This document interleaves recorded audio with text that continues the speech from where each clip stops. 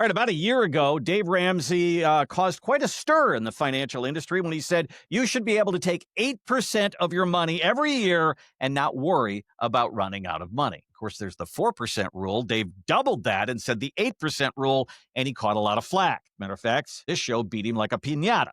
Dave is at it again. Just recently, he said you should take your Social Security at 62, even if you're working, as long as you have the discipline to invest it wisely. What do you think of that statement, Greg? And do you find people have the knowledge and discipline to do just that? I thought we talked about no more Dave Ramsey stories, Randy. No, you said no more Susie Orman stories. All right. So now I'm moving over to Dave, give you somebody else to beat up. I mean, at the end of the day, he's no different than Joe Rogan, Susie. No one's listening to him anymore. He's old. I think he's senile. He got famous for telling people to pay their credit cards off. Like, that was it, right? Like, that was his big ta-da. Hey, pay your credit card off. And, some people need that system. That's great. I'm glad for the people that he helped get out of debt. I know that it changed lives, which kind of evangelized Dave in that world. Stay out of the finance stuff. Every time he says something, it's just foot in the mouth, just shock value. He's just trying to have people like me talk about him. That's it, Randy. Like, there's not really any value in what he's saying. What the financial industry does is like to have the wrong kind of conversations. They want to control the conversations and have the wrong conversations. The wrong conversation is, should you take 4%, 8%, 6%? Cue financial industry to talk about Dave Ramsey and argue about this and confuse the heck out of retirees for the next 3 months.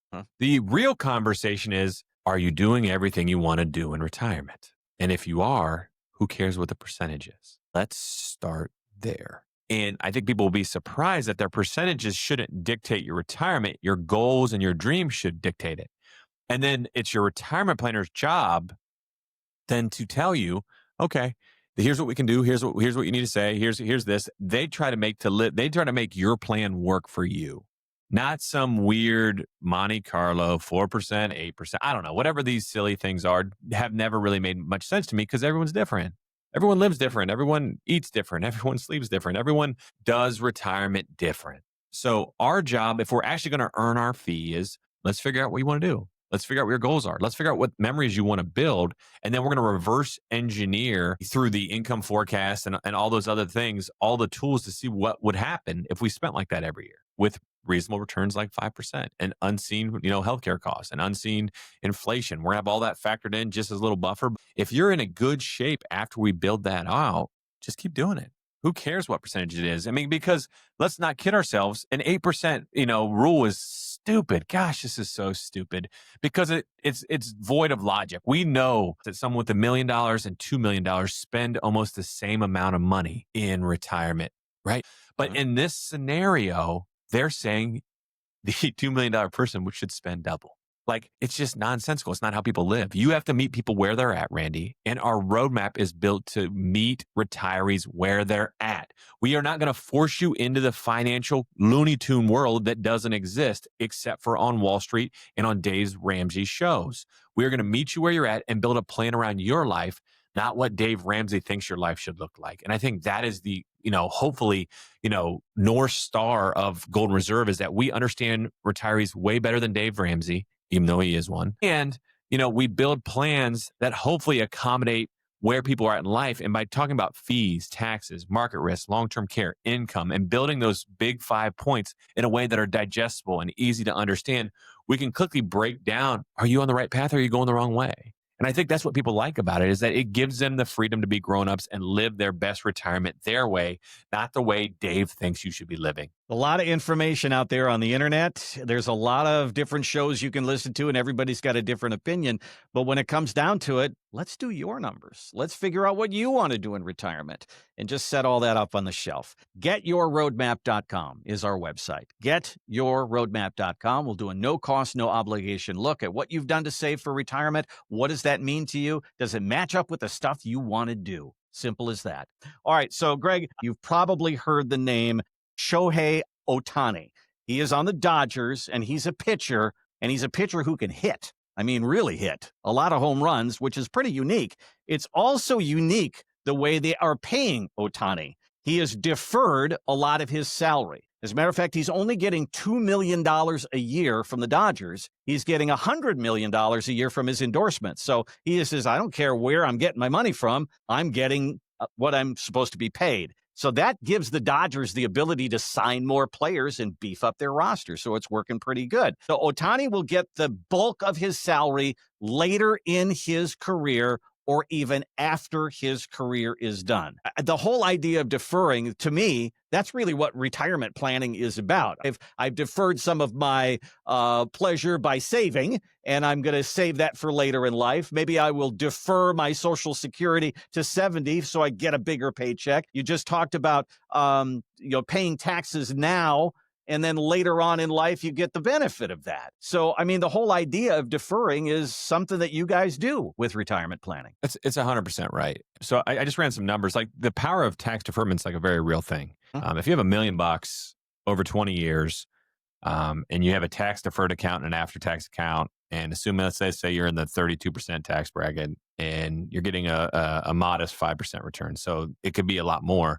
At the end of that time, you're going to have $2.12 million in your tax deferred account and $1.95 million in your taxable account after they paid taxes. So that's like 10% more money. I mean, we're talking about, $100,000 more dollars. And that's only 5% returns. Imagine how that could jump if your money was growing faster. The larger the gain, the more power of tax deferment. Because the way tax deferment works is you're getting interest on interest before paying tax on it.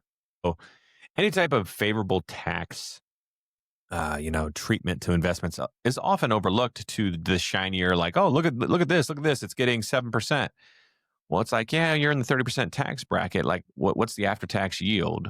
So you have to kind of think through, like, especially a lot of those, dividend stocks and things like that. They're not realizing that after taxes, that could really take away some of the shine of some of these investments. I think, people don't realize annuities are tax deferred, Randy. I don't know if you knew that.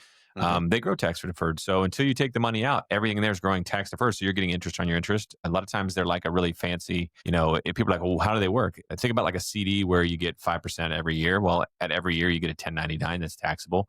In terms of an annuity, if you get a 5% annuity, it's just going to grow every year and you're not going to pay tax on it until you start to take it out. So those are some fun benefits to get higher returns by using tax efficient tools and mechanisms to really make more money. I think that often is a overlooked and, unfortunately malpractice type, approach by a lot of the financial industry because they don't focus on it. They don't think about taxes because I don't think they understand taxes. I think this is an area they don't want to get too involved in. And because they don't get involved in, it doesn't evolve. It doesn't get any better. And I think that's an injustice to the client. I mean, imagine like a Roth account, Randy. That's a tax-free account. Imagine the power of that account. So if you convert a bunch of your IRA dollars early in retirement and then it grows for 20 or 30 years, well, shoot, all of that growth is tax-free. And that's going to go to your kids or your grandkids at no tax, which is another huge benefit of just doing some tax planning and compounding. It's not about picking the right investment sometimes it's about picking the right tax structure. So when we think through our investment philosophies,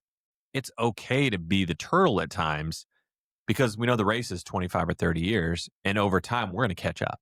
NVIDIA might have a big year this year, but when it crashes, don't come crying, right? Those are the things that most people don't realize, that this is the long game.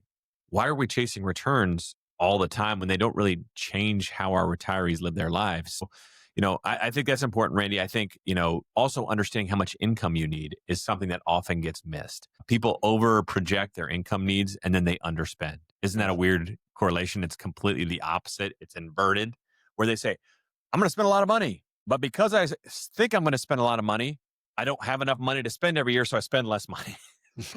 So your financial advisor over projecting your budget is going to say, well, you're going to run out of money if you spend like that. Well, retirement is a smiley face. We talk about that at length. Everybody spends more statistically at the beginning of retirement. It goes down, it goes down, it goes down. It's not linear, but yet all the financial industry plans are linear spending, which then overstates. So then you underspend early in retirement when you're healthy and want to do stuff. And then you have this big bucket of money at the end. You're like, I didn't do anything. And that's the frustrating part. To combat that, Randy, we have our income forecast that pushes through what you spent last year, 25 years forward with a 5% return, some cost of living inflation, some travel, some healthcare. And hopefully what it shows you is that your accounts are getting bigger. If your accounts are getting bigger, you know what that means, Randy? You can enjoy retirement more and you can spend more. Spend more. Come on, go out there and have some more memories. Go do some more stuff, because I don't care if your accounts are getting smaller. That's the whole idea of a piggy bank. We don't want them to be halved.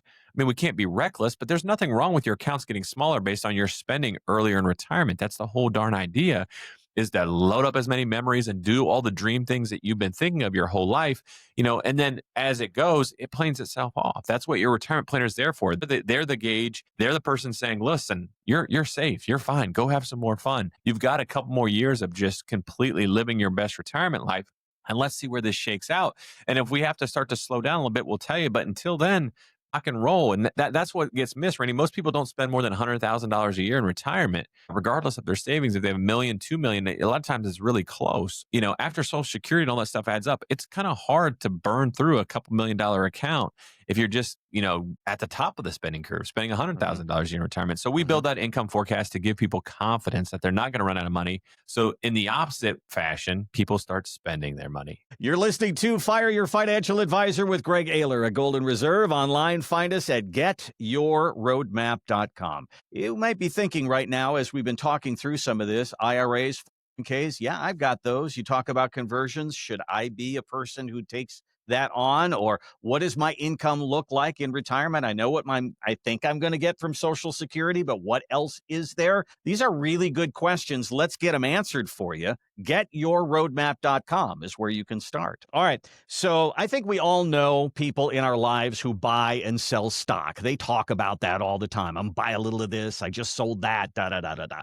Most of us aren't in that category. Most of us are, I'm just pouring money into my 401k and my IRA and my savings account as much as I possibly can to get ready for retirement. So there's kind of two different kinds of investors in the world, right? And those two right now are going different directions with the stock market. Stock market continues to go up, but I think this is scaring some people because what they refer to as retail investors, they are buying and selling and they're plowing money into the market like crazy. Retiree spenders are currently moving the other direction. They're moving their money toward cash and bonds and fixed income. So they're running for safety right now. So Greg, who's right? I mean, are the people who are running for safety, are they missing an opportunity that they should be taking advantage of, or are people being a little reckless right now? So let's take a step back, because I think it's, the emotional reaction is if you see a market do 15% or 12% in that moment, it's no different than watching someone play blackjack and win a big hand. You're like, I should have bet more of that hand. It was my time. And I would ask everyone listening a simple question. What didn't you do this year? Because you didn't have your money in the stock market. What didn't you do? What memory did you not build? What would you have done differently if you got an extra 10%? I've asked that question now for almost 2 decades. And the answer is universally nothing. Mm-hmm. So when you take that extra risk, it has to be for something. It has to have a purpose. And if you're not changing your life at all, or you're not missing out on things because you didn't take additional risk, you should be happy. You're doing the right things then. Like you didn't miss out on anything. So why would you feel like you miss out on returns, like a bunch of numbers, which could go either way, most weeks? So why have that extra stress or that extra, angst if you know that you wouldn't have done anything differently, even if you would have won 10%? I mean, that's really the answer. But then you turn around and flip that question on its head and ask, what happens if you were to lose 20%? How would that change your retirement? And universally, you get a completely different kind of response. Well, we'd probably put off some trips and we'd probably not do this and we'd probably not do that. So you get in the minds of your retirees. If you actually understand retirees, which is the only world we've been in for almost, 15 years and counting, when it comes to retirement planning, both at the legal and the financial level, you understand what they want. And the industry still doesn't. That's the problem. The industry wants to sell them more investments. They want to sell them more risk. They want to sell them more promises. But what the retirees are finally standing up and saying, like, we don't want to drive faster. Why? What's the real benefit? It's all speeding ticket, crash, mortality, like all of these bad things can happen. Every financial advisor, hopefully, unless they're openly lying, will tell you there's risk, right? There's chances that this won't work. And I think retirees want promises and they want guarantees. They want assurances. They want preservation. They're like, hey, I spent my whole life risking, everything I had. I raised 3 kids. I worked for a boss I didn't like. I am tired of dealing with things that are out of my control. I want to control my life savings. And there's a lot of options out there where I can control to a very, very certain degree what happens with this money to ensure that it lasts. Why would I take a bunch of risks that don't add any value and like additional activities, additional, stuff It doesn't matter. So I think retirees, because of the age of the internet, because of, there's this guy that wrote this book called Fire Your Financial Advisor. I think because of people like that, Randy, that we're going out there and trying to shake the bush a little bit and say, wake up, everyone. This is probably an easier, more cost effective, safer way to navigate the next 30 years that will result in more happiness and more memories. You don't need to be on the roller coaster anymore. I think that's the real indictment of the industry. And to help people out, we have the market risk report, Randy, as part of every complimentary roadmap. When people call and sign up, we basically break down what percentage of their assets are in the market, meaning what can go backwards. But we also run a simulation of what their holdings would do in correction periods in the past, just so they can get a flavor. What happened in 2022? What happened in 2010? What happened in 2000? Every decade or so, right? You get a flavor of, well, your assets would have been down $417,000. That helps people gauge, wow, that feels like a lot. And I know that the financial industry is like, well, it always comes back. Not for most people. Most people in that position that lose $300,000 or $400,000 don't keep their money in the market. They take it out. And then a lot of times they lose the boomerang because they can't lose anymore. They don't want to lose anymore. They're in a fixed income, and I don't blame them. They shouldn't just keep staying the course and wait it out as their life savings they spent 30 years building crash. Randy, we encourage everyone that want to see where their risk profile is and then ask themselves, is it the right speed I want to be driving in retirement? Take it a peek. It costs nothing. Come in, we'll build you a roadmap that includes fees, taxes, market risk, long-term care, income. We build all those things at no charge using our team of CPAs, our attorneys, our financial folks. And I think it gives people a nice second opinion of where their retirement status is. Yeah, when it comes to the stock market, you kind of have to look at yourself and say, how much growth do I really need? Do I need 10 and 15%? Do I need what the market gives me? Or could I do just fine in retirement at 3, 4, 5, 6%? And when you answer that question, then you start to see, how much do I really need that stock market? That's a question that you should handle as you sit down with Greg and the team at Golden Reserve. Give us a look on the website, which is getyourroadmap.com. We also want to dive into the things that you're feeling about retirement and the things that you're confused about. And I know when we talk about our roadmap for retirement here at Golden Reserve, we want to make it complete. We want to talk about taxes and markets and fees and everything that you're going to encounter when it comes to retirement. And part of that is estate planning. It's building the correct legal documents that you need. I found an article that talks about the 5 Ds of retirement planning in estate planning area. And it says dependence, divorce, downsizing, disability, and death. And these are all, if you can get all those 5 handled, you're probably doing okay. So Greg, can all of that be handled with one visit and one will and one document, or do we need multiple documents when we plan for our retirement and our estate planning? Tell me a little bit about these 5 Ds. I would be happy to. But first, when I read this article, I thought it was going to be the 5 Ds you call a financial advisor, and my mind went real fun. I was thinking of some descriptive adjectives. You guys could play with it. When you think of the 5 Ds of the financial industry, I was having a little too much fun giggling with myself. And then I realized it was actually for estate planning. So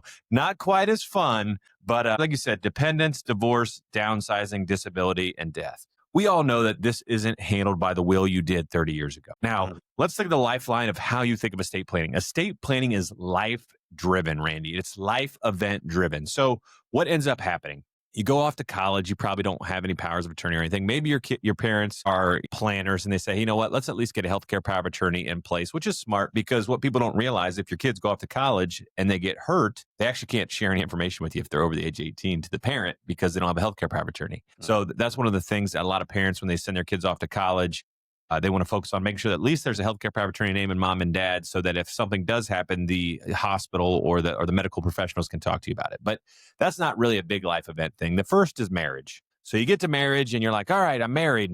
What do we do? And the reality is that we don't have a lot of stuff and wealth, and we're trying to figure it out for most people getting in that situation. So you're naming each other's agents for the healthcare power of attorney, the financial power of attorney. Your wills say everything to my spouse, and in most states it goes there anyways. And you're just kind of working through all those what I consider the starter kit estate planning docs: health, a power of attorney, financial power of attorney, and will. Now, the big event, so I say that's like a little event. The big event is your first kids. That's when most people are like, we need to do something. That's usually when estate planning attorneys actually, we see some people at marriage, but we see almost everybody after that first kid, because this is the big one where you still have the starter kit of healthcare power of attorneys, financial power of attorneys, wills, but you also have guardianship, which means I'm going to lay out who I want to take care of our children if someone dies. So that's that big life event, Randy. And then the next biggest, if not the biggest event is retirement, because I think people know that this is a huge change. They're changing how they receive income. They're changing how they get their health care.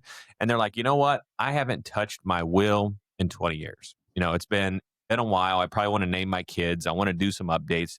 So this is the big life event. And I think that is where people's heads should go. And if you haven't done it yet, that's okay. There's no points for getting it done faster, other than, a little bit more value. Maybe you're getting a little bit more out of it. But at the end of the day, it's never too late to do estate planning. And it's often overlooked because a lot of people assume that their old will's fine, or estate planning is just for rich people. And it's not true. Everyone needs an estate plan. It just depends on what pieces, as you're putting together estate plan, are important to you. So when you talk about dependence, this is, like, to me, one of the most important things that most people focus on, and they kind of marginalize, Randy. They say, I'm just going to give everything to my kids equally and they can figure it out.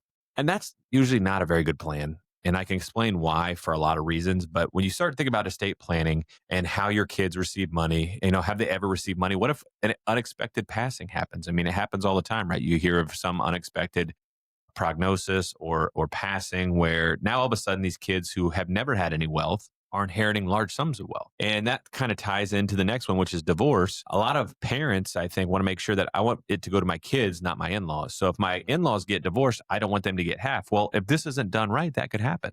And I think that's something that, those two, dependence and divorce, play together, and is very important. It is very important to make sure that we have that laid out in detail on how we can minimize the divorce risk. And there's certain things you can do to minimize that. You can stagger the distributions, a third, a third, a third, 25, 30, 35 is probably the most popular, or 30, 35, 40. This means that if at some point you get divorced during that 15-year window, they're only going to be able to divide up the assets that were already distributed. They won't have future rights to those distributions, which I think is important to parents. That their daughter-in-law or their son-in-law don't walk away with, their portion of the what they worked for the last 30 years. So I also think grandkids are a much bigger part. People are living longer. People are living into their 80s very regularly. So we want to make sure that, hey, maybe your kids are already taken care of. Let's try to think through, how do we give a chunk to the grandkids? Maybe it's, hey, let's put 20% to the grandkids, all the grandkids equally, and then the rest gets divided amongst the kids. That's a very popular thing we're seeing across the country. And you can update all this stuff all the time. The best part about these estate planning documents is if you don't like them, or things change, or a son or daughter's mean to you over a holiday, or you don't get invited, you can disinherit them. So that's the fun part. You can just write them right out of the trust or will. And those are the things that we want to make sure that, a estate planning document is a living, iterating, organism that needs to be managed for the rest of your retirement. And I think that's what get missed. It's not a one and doneer. Things change. Life changes. I find that when we did a lot of estate planning, if you guys didn't know this, I was an estate planning attorney and started Ayler Stallings with Tim back in 2010. And we would see the grandkids' pie get bigger and bigger every 2 or 3 years, because they realize the parents probably don't need it. And having that money at that stage of life could be a huge impact. It could pay off college debt. It could be paying, down payment for that first house. When you start asking about, let's be intentional. And in this, we're not talking about tens of millions of dollars. If a grandkid gets $100,000, imagine how much that changes the trajectory and the debt they have to take on, paying off student loans. And the best part is, you could be like, well, my grandkids are kind of dum-dums. I don't know if they'd ever do that. You can force it. So like the grandkid trust that we build, say, for education only, or until a certain age, or it must be down to pay down debt, or has to be paid for the first home. Like, you can specify a few things that actually help them get out of the gate in life faster and easier. And that's the whole point of inheritance, isn't just to pass down money. Because a lot of times when you just give it to your kids equally, it just goes to bank account because no one ever spends it, right? Your mom and dad, and you inherit it in your 60s. You've already got your savings. So it's staying there till you die. Then it goes to your kids' savings. And it just is like this pointless account, where if you actually want your money to matter, you should probably sit down and put some more thought into it. You might not know right away, but let's work through that. And over the course of your life, you can have the team at Golden Reserve and our attorneys help, massage and move that around so that it reflects what you really want and what's important to you. And those kind of conversations are really healthy. One of the cool things, we can talk about downsizing and disability, making sure you have your healthcare power of attorney. I get that. And obviously, ultimately, death is where it goes when you pass, and how you avoid probate and taxes. All of those things are interesting. Like, make sure you give people tax-free inheritance, not a taxable inheritance. Sometimes no one wants to get a big tax bill when someone dies, but that happens often with IRAs. And we talk about that in the show all the time. But, I'll leave you with this. We do it because it's easy. The reason people don't talk to attorneys often is because they don't want to pay. They don't want to have to be put on the clock every time they pick up the phone. So what makes our system a little unique is Ayler Stallings has always provided lifetime support for every plan they built. And that is a shameless plug, Randy, so just take it. But at the same time, I do think it's different. I think it creates a different kind of relationship with your attorney when you can call them and talk to them. And to take it a step further, Golden Reserve's flat fee that they charge for their retirement planning, which includes their taxes, their legal, their finance stuff, all in one flat fee, and includes updating or adding new estate planning talks at no additional cost, gives you access to those attorneys so that the right hand's talking to the left. A lot of times the finance stuff has to talk to the tax and legal stuff all together. And I don't think that happens enough in people's retirement plans. So at Golden Reserve, we control them all. It's all under one umbrella and one shop. And we include it in our plans because it's that important to us at no additional charge. And I think those kind of conversations about how you want to leave your money to who, how you plan against divorce, grandkids, all those are regular conversations at every annual review, which again, I don't think happens for most retirees, and they should. And this is one of those moments right now where I love on the show where we really, really spell out the difference between Golden Reserve and pretty much everybody else. If you have a financial advisor right now, are they talking about these things, or are they giving you a business card and say, I got a guy that I use and go see him? That's not how it is at Golden Reserve. It's right down the hallway, and let's talk to the people that we have right here in the building. And that is what a roadmap is. It's a complete look at your retirement planning, from markets and taxes and fees, long-term care issues, the legal documents that you need in place. This is all a part of the retirement conversation. We want to handle it all. Give us a call. Give us a look on our website to get started. GetYourRoadmap.com. That's where you can start. GetYourRoadmap.com. Find out more about Greg and the team at Golden Reserve, because really this area that we just started right now. This is how Golden Reserve started. It wasn't the other way around where they started with investments and then tagged on these things. This is how Golden Reserve was built. People at MIT and John Hancock did a study asking people, how ready are you for retirement in the areas of health, finance, social connection, and a couple others. And they found that there's two areas where people are really unprepared. One of them is long-term care. And another is if you have to outfit the house for some kind of a disability that you may have in the future, people are just not even thinking about that. So, Greg, you use the word, and regularly on this show, that you talk to people who are in crisis. These are people who don't talk about this issue. It just hits them. So let's talk about the difference between people who come to you and say, okay, let's talk about this, let's build a plan for it, and then people who come to you and say, nah, I don't want to talk about that, and then 6 years later come to you and say, oh my gosh, we should have done something. Now what? Yeah, absolutely. And I think some vernacular is important here because I think there's some confusion. Estate planning attorneys are the traditional attorneys that you think of for proactive planning, right? They're coming out and saying, let's plan with wills and trusts, and we do all that. But what makes us a little bit more unique is we also have elder law planning. And when you hear the word elder law planning, first of all, it turns everybody off because their first reaction's, I'm not old. I'm not old. I don't need an elder law attorney. And, I digress. One more point on that. We owned the tagline, We Love Old People at Ayler Stallings. And we did a whole campaign on it, our phones. The market hated it so much that we had to remove it from everything. Like, we're going to hire you as long as you never say we love old people around us again. So there's a fun fact that old people don't like being reminded that they're old. Okay. So elder law is a reactive practice in which there's a crisis, a nursing home crisis. Someone gets a prognosis.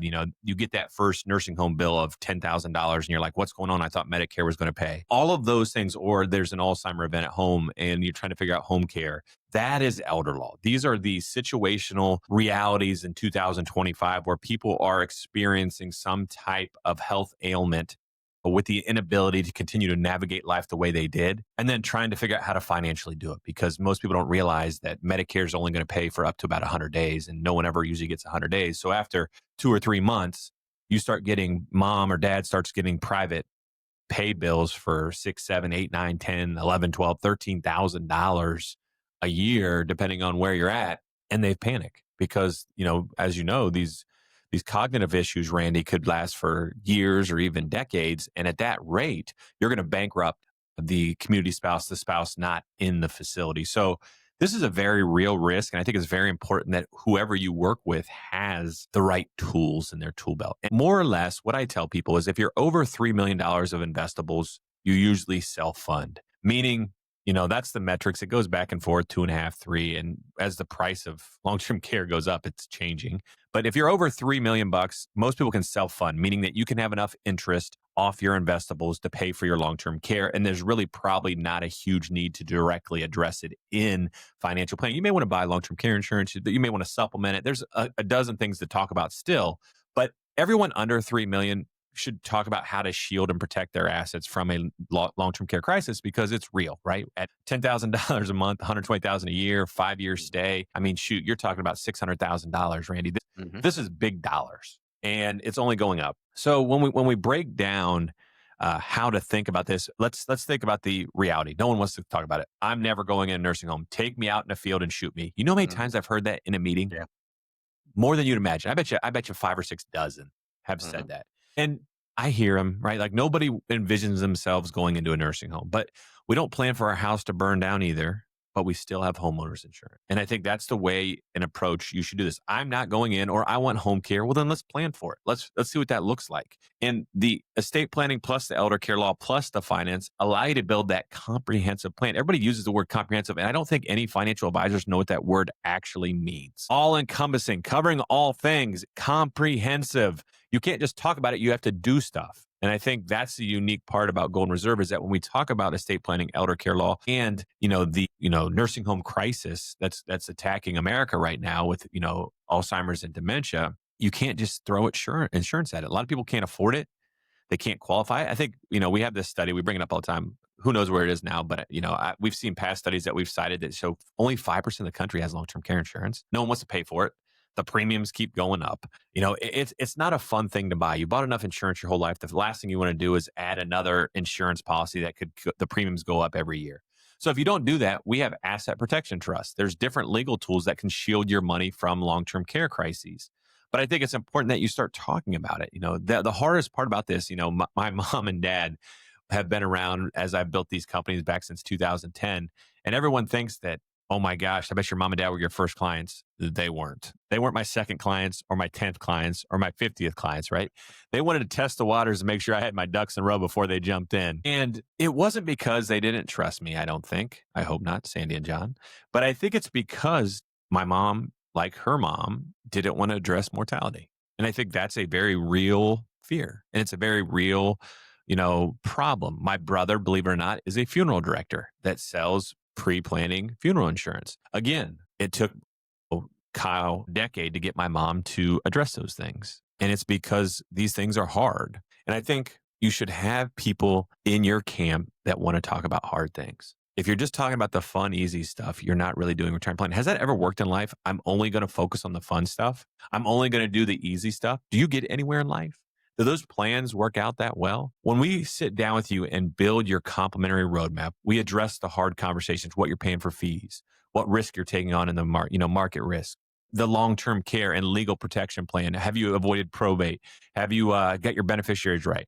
Do you have a plan for long-term care? We're going to talk about paying taxes. I know you're going to be like, I don't want to pay taxes. We're like, you have to pay some taxes, because you'll win and pay less taxes if you have your own tax plan versus using Uncle Sam's waiting till 73. These are hard conversations that you may not like to have, but you'll appreciate them after they're done, Randy. It's like that workout in the morning, right? I don't want to get up. I don't want to get up. And then you do, and you're like, gosh, I feel so much better. At the end of the roadmap, you'll know that these are smart decisions that you have to make in retirement to make a successful journey for the next 20 or 30 years. And if you don't do these hard things, a lot of unexpected bad things could happen. And I think that's what we're trying to avoid. Even if you don't choose to work with Golden Reserve, at least you have the playbook on the things you should be talking to your financial advisor about. And that's our goal at the end of the day, is to help people and hopefully shed some light on the things that they normally don't think about in retirement, to help people navigate it a little bit more and hopefully have the retirement they dreamed of. Well, one of the things that Greg will tell me a story about somebody who came in and they were in crisis. All of a sudden, a parent, I need a long-term care facility. I didn't know.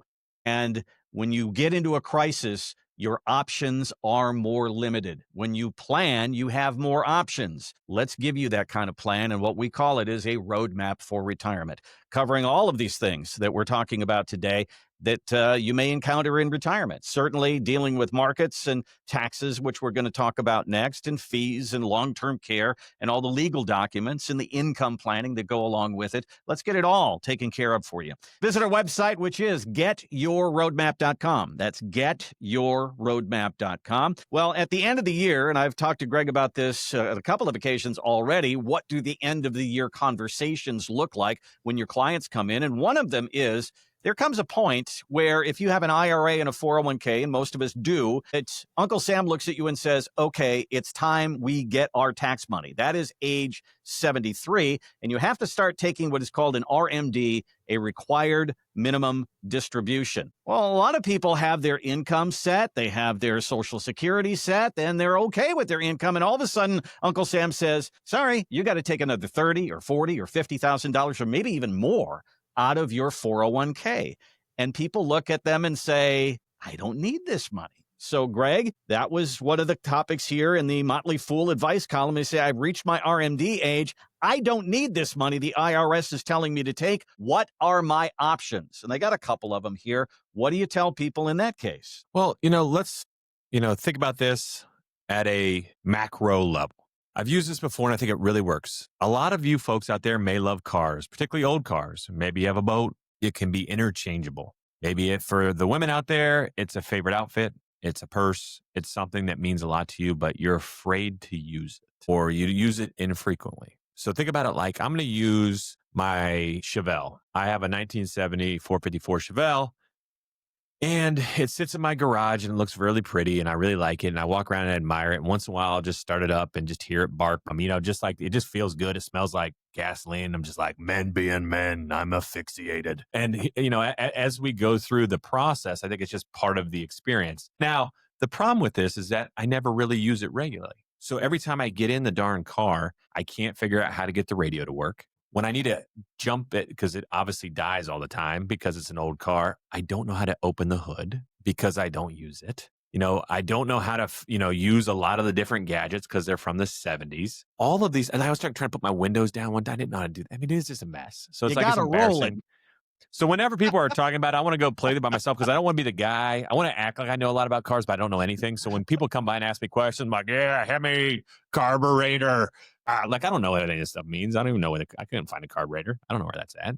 But I want to sound like I know what I'm doing. So as we think about our 401k, there's a don't touch it, don't even look at it type of feel, which then leads to, I don't know how to use it and I don't know what it means. So when people say, my government's making me take my RMDs, I think that was the quote, I've reached my RMD age, but I don't feel the need, the money the IRS is telling me I have to take. What are my options? They're looking at this all wrong. They're trying to open the hood and don't know how. This is because they never drive it. No one is telling you, the government isn't telling you you have to spend your IRA money. Randy, when you have an IRA in your 50s and you see it and it's worth $1 million, is that $1 million all yours? No. No. It's a loan from Uncle Sam is a portion of it. So of the million, let's say 300,000 goes to Uncle Sam. I know it's hard to believe, but that's how it works, folks. So 700,000 of that IRA is not, 700,000 is yours, 300,000 is the government. All Uncle Sam is saying is, I want my loan back. So you have to pay me my loan, i.e., I need you to start getting your money taxed. Now, if people accepted that, then they realize, I have to start paying my interest payments on my loan. That's all this is. And if you have that mindset, it changes how you view taking it out. And you're like, maybe I want to, because a lot of people pay their mortgage down faster, right? At their house. If they dealt with this like they deal with their house mortgage, they would do tax planning earlier, which I think is a great thing for most retirees when they go out there and say, I don't want to carry all this interest. I don't know where tax rates are going to be. I think they're going to go up. I'd rather get it paid off now. That is the mentality of winning the IRA game with Uncle Sam. Not saying, I don't need this money. Why would I ever take it out? They're not telling you to spend it. You're not like, I got to figure out what I'm going to buy now. You could. But really, all you have to do is take the money out and you can put it in an after-tax account in the same investments. That is all they're saying that you have to do. That's how you pop the hood of your IRA. Now, don't ask me where the carburetor is, Randy. I do not know. But when you keep breaking down the mental relationship with people in their IRAs and 401ks, it's like this. It's the look but don't touch. And we need to break through that mentality because at the end of the day, Randy, I want to make sure that you pay the lowest amount of interest on your loan. That is why we have our IRA tax plan that's help, our team of CPAs help us build this thing. And what it really does is it breaks down when and how much to take out of your IRA in retirement to leverage your lower tax brackets. And it helps you take it out faster. You're not going to take out the minimum. If you paid the minimum on your credit card, Randy, would it work out okay for you? You'd be paying on it forever. And that's the same with your 401k. Now, you won't pay on it forever, but you'll pay a lot more interest statistically if you treat it like a credit card. But if you treat it like you treated your mortgage and you started paying the loan back, the taxes on your IRA that you owe Uncle Sam, no matter what, those will never go away. You cannot avoid those. When you die, your kids inherit those at their tax rates. We call that the kiddos penalty. They will never go away. So when we can put a plan together that shows you when and how much to take out of your IRA each year, I think that is the real secret sauce of doing things that are hard and getting them to realize we don't want you to spend the money, or we don't need you to spend the money. You can. I hope you have fun with it. But all we need to do is shift some tax on it, get the taxes paid on those pieces, and put them, if you like the investments, put them in the same investments in a separate account. And now that's done. And that money now is going to pass tax free on to your loved ones and kids, grandkids, whoever that money goes to, versus coming with a tax bill if you don't touch it. Because most people that only pay the RMD never get a dent into the 401k because the RMDs are so small. And if your account's growing at 5, 6, 8, 10%, you're not pacing getting it paid off. It's just that credit card bill where the tax bill keeps getting larger and larger and larger, Randy. So every one of our roadmaps have that complimentary IRA tax plan that we build out and show you what it would take to pay off your 401k liabilities and tax over the next 7 to 10 years, and how we would do it, how much. And if you become a client, we actually manage it for you every year. We make sure you're taking your right amount out. We're adjusting for the, whatever your accounts grew or didn't grow or what you spent. And that way, at the end of 7 to 10 years, you're sitting on a big account that's a Roth conversion or an after-tax account that's completely now no longer owing Uncle Sam taxes. And hopefully you can put that behind you and actually start spending and enjoying the money. You don't have to worry about, I don't want to spend it because I don't want to pay taxes on it. Well, if we get all that done, that excuse is going to be gone, and off to Aruba you go, Randy. Let's get this done. Roadmap time to give you permission to get taxes paid efficiently and hopefully cost effectively so that you can enjoy more of your time in retirement with your, probably for most of you, your largest asset. Now, back in the 70s, when they introduced us to this 401k thing, we all thought it was great. The pensions were going away, and now we get control of our retirement money. There's this little caveat of the taxes. Now that we're getting to into our 60s and 70s, now we're starting to discover what the downside of all of this is, but you are in control. An IRA tax map can certainly help. It should be a part of the conversation. If it's not right now, let's sit down and build you a roadmap for retirement. If you have a 401k, an IRA, one of these tax deferred accounts, most of us do, this should be a part of your retirement conversation. Yourroadmap.com. That's getyourroadmap.com. There are certain moments in our lives when things kind of become real, and you say, now, wait a minute, that just doesn't seem right. And that's what this person wrote into the Market Watch Advisor column. He says, my financial advisor is charging me 1% to manage my money. Should he still get paid if I'm losing money? And unfortunately, that is how it works. So don't get caught up in that whole thing about when we do better, you do better, or when you do better, we do better. Because when you do worse, some of these places do just fine. So, Greg, let's talk a little bit about the fee structure. This is why you wrote the book, Fire Your Financial Advisor. Yeah, I mean, Randy, the idea that the financial industry has been able to get away with this model for so long is, impressive for them, I guess. Sad for retirees, but impressive for them because it defies logic in a lot of ways, where people are paying a percentage based on the zeros in their bank account, which doesn't really happen in most other aspects of life other than real estate, right? There's not a lot of other communities that have gotten away from it all. But the reason that real estate's been able to get away with it is because they control the system and the listings and all of those things. So they've created like a little microcosm, which I still don't think makes a ton of sense. Sorry to all the realtors. But I also think the financial industry has controlled the system and the information. And I think that is another huge area where you're sitting to yourself saying, does it really correlate? If I have $1 million and, I'm paying 1%, I'm paying 10 grand. And then I give them $2 million because my money grows or I retire and I add to it. I'm paying 20 grand. Do I really get twice the value?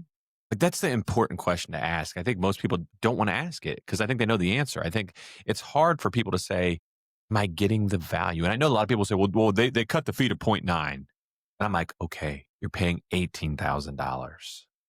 Are you are you getting 8,000 more dollars of value a year? And don't get me started that that's not even the investment cost. So you're already getting $18,000 taken out of your account every year. You have to ask the right questions. Am I getting tax services? Not tax advice. There's a difference between advice and services, right, folks? Are they doing stuff? Are they doing your tax returns? Are they doing tax plans? Are they executing them? Are they having tax meetings? Are you getting legal stuff? Are you getting legal docs? Are you getting legal plans? Are they doing stuff? Not handing out business cards, not facilitating, and then what you have to pay again.